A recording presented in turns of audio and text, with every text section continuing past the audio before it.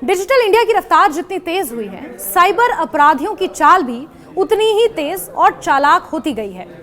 आज भारत दुनिया में डिजिटल ट्रांजैक्शन के मामले में अग्रणी देशों में शामिल है। यूपीआई, मोबाइल बैंकिंग और ऑनलाइन पेमेंट ने आम लोगों की जिंदगी आसान बना दी है, लेकिन इसी डिजिटल क्रांति के साथ एक बड़ा खतरा भी खड़ा हुआ है, साइबर ठगी और मनी लॉन्ड्रिंग का।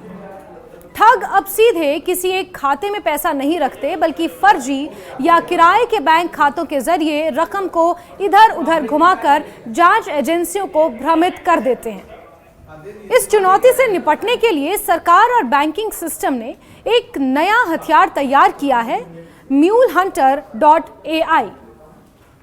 हाल ही में केंद्रीय गृह मंत्री अमित शाह ने सभी बैंकों से इस AI आधारित टूल को लागू करने पर जोर दिया है। उनका साफ संदेश है कि साइबर सुरक्षा अब केवल वित्तीय सुरक्षा का विषय नहीं रह गया है, बल्कि ये राष्ट्रीय सुरक्षा से जुड़ा मुद्दा बन चुका है। जब लाखों करोड़ों रुपए डिजिटल माध्यम से हर दिन ट्रांसफर हो रहे हैं, तब यदि ठगी या पैसा देश या विदेश में संगठित अपराध, ड्रग्स या आतंकवाद जैसी गतिविधियों में इस्तेमाल होने लगे, तो ये केवल बैंकिंग समस्या नहीं रहती, ये सुरक्षा का बड़ा खतरा बन जाती है। MuleHunter.ai क्या है, इसे समझना भी जरूरी है। ये एक आर्टिफिशियल इंटेलिजेंस आधारित सॉफ्टवेयर है जिसे रिजर्व बैंक इनोवेशन हब ने केंद्र सरकार के सहयोग से विकसित किया है। इस टूल की घोषणा दिसंबर 2024 में की गई थी। इसका मुख्य उद्देश्य उन बैंक खातों की पहचान करना है जिनका इस्तेमाल साइबर ठगी, ऑनलाइन फ्रॉड और मनी लॉन्ड्रिंग के लिए किया जा रहा है। डिजिटल लेन देन की दुनिया में सबसे बड़ी चुनौती यह है कि अपराधी सीधे अपने नाम से पैसा नहीं लेते, वो म्यूल अकाउंट का इस्तेमाल करते हैं, यानी ऐसे खाते जो या तो फर्जी दस्तावेजों से खोले गए हों या किसी व्यक्ति द्वारा किराए पर दिए गए हों। म्यूल अकाउंट की अवधारणा बेहद खतरनाक है। कई बार बेरोजगारी या लालच में लोग अपना बैंक खाता किसी तीसरे व्यक्ति को इस्तेमाल करने के लिए दे देते हैं। बदले में उन्हें कुछ कमीशन मिलता है, लेकिन असल में उनके खाते के जरिए लाखों रुपए की ठगी की रकम ट्रांसफर होती रहती है। जब जांच एजेंसियां ट्रेल पकड़ती हैं, तो सबसे पहले वो व्यक्ति फंसता है जिसका नाम खाते में दर्ज है। असली अपराधी अक्सर पीछे छिपा रहता है। इस तरह एक पूरा नेटवर्क बन जाता है जिसमें कई खातों के जरिए रकम को बार बार ट्रांसफर कर उसका स्रोत छिपाया जाता है। यहीं पर MuleHunter.ai की भूमिका शुरू होती है। यह सिस्टम मशीन लर्निंग तकनीक पर आधारित है। ये लगातार लाखों बैंक खातों के लेन देन पैटर्न का विश्लेषण करता है। सामान्य खातों के व्यवहार और संदिग्ध खातों के व्यवहार में अंतर पहचानने के लिए इसे प्रशिक्षित किया गया है।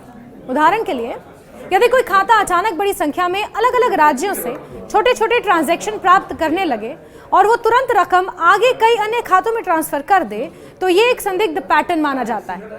ऐसे मामलों में सिस्टम तुरंत अलर्ट जारी कर दिया जाता है। मीडिया रिपोर्ट्स के अनुसार इस टूल की मदद से हर महीने लगभग 20,000 संदिग्ध खातों की पहचान की जा रही है। 20,000।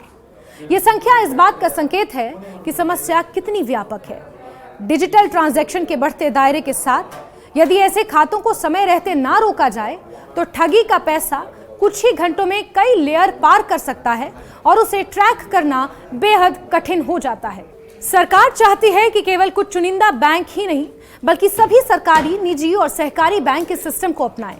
यदि बैंकिंग सिस्टम का बड़ा हिस्सा एकीकृत AI निगरानी ढांचे में आ जाए, तो म्यूल अकाउंट के बड़े नेटवर्क को शुरुआती स्तर पर ही तोड़ा जा सकता है। इससे न केवल ठगी की रकम को रोका जा सकेगा, बल्कि साइबर अपराधों के पूरे इकोसिस्टम पर चोट की जा सकेगी। ये पहल केवल बैंकिंग सेक्टर तक सीमित नहीं है। सरकार दिसंबर 2026 तक बैंकों और वित्तीय संस्थानों को Indian cyber crime coordination centre के ढांचे से जोड़ने की योजना पर भी काम कर रही है। इसका उद्देश्य ये है कि जैसे ही कोई संदिग्ध गतिविधि सामने आए, तुरंत विभिन्न एजेंसियों के बीच समन्वय स्थापित हो सके। तेज सूचना साझा करने और संयुक्त कार्रवाई से अपराधियों को पकड़ना आसान होगा। डिजिटल पेमेंट में भारत की सफलता वैश्विक स्तर पर सराही गई है, लेकिन जितनी बड़ी डिजिटल अर्थव्यवस्था, उतना बड़ा जोखिम भी। साइबर ठग अब तकनीक का इस्तेमाल उतनी ही दक्षता से कर रहे हैं जितना कि आम नागरिक। Fishing, OTP fraud, customer care scam, निवेश घोटाले जैसे तरीकों से लोगों को ठगा जा रहा है। इन सभी मामलों में पैसा अंततः किसी न किसी म्यूल अकाउंट के जरिए ही घूमता है। यदि उस खाते की शुरुआत स्तर पर पहचान कर उसे फ्रीज कर दिया जाए तो नुकसान को काफी हद तक सीमित किया जा सकता है। गृह मंत्री अमित शाह का जोर इसी व्यापक सुरक्षा दृष्टिकोण का हिस्सा है। उनका कहना है कि साइबर अपराध अब संगठित अपराध का रूप ले चुका है। कई बार इन अपराधों से जुटाई गई रकम का इस्तेमाल देश विरोधी गतिविधियों में भी हो सकता है। इसीलिए MuleHunter.ai को केवल एक तकनीकी टूल के रूप में नहीं बल्कि राष्ट्रीय सुरक्षा के एक महत्वपूर्ण उपकरण के रूप में देखा जा रहा है। हालांकि इस तरह के AI सिस्टम के साथ डेटा प्राइवेसी और पारदर्शिता जैसे सवाल भी उठते हैं। बैंक खातों की निगरानी करते समय यह सुनिश्चित करना जरूरी है कि वैध ग्राहकों को अनावश्यक परेशानी ना हो और डेटा का दुरुपयोग ना हो। सरकार और RBI के लिए चुनौती ये होगी कि सुरक्षा और गोपनीयता के बीच संतुलन बनाए रखा जाए। फिर भी व्यापक दृष्टिकोण से देखें तो MuleHunter.ai डिजिटल भारत को सुरक्षित बनाने की दिशा में एक बड़ा कदम है। ये तकनीक अपराध होने के बाद जांच करने के बजाय अपराध की शुरुआती चरण में ही पकड़ने की कोशिश करती है। यदि सभी बैंक इसे प्रभावी तरीके से लागू करते हैं तो साइबर ठगी के मामलों में उल्लेखनीय कमी लाई जा सकती है। डिजिटल अर्थव्यवस्था का भविष्य भरोसे पर टिका होता है। यदि लोगों को यह भरोसा हो कि उनका पैसा सुरक्षित है, बैंकिंग सिस्टम सक्रिय रूप से अपराधियों के खिलाफ काम कर रहा है, तो डिजिटल ट्रांजैक्शन और तेजी से बढ़ेंगे। MuleHunter.ai उसी भरोसे को मजबूत करने की दिशा में एक उठाया गया कदम है। आने वाले वर्षों में यह साफ होगा कि ये AI आधारित निगरानी तंत्र साइबर अपराध की चुनौती से निपटने में कितना कारगर साबित होता है। लेकिन फिलहाल ये डिजिटल सुरक्षा की लड़ाई में एक अहम हथियार के रूप में उभर चुका है।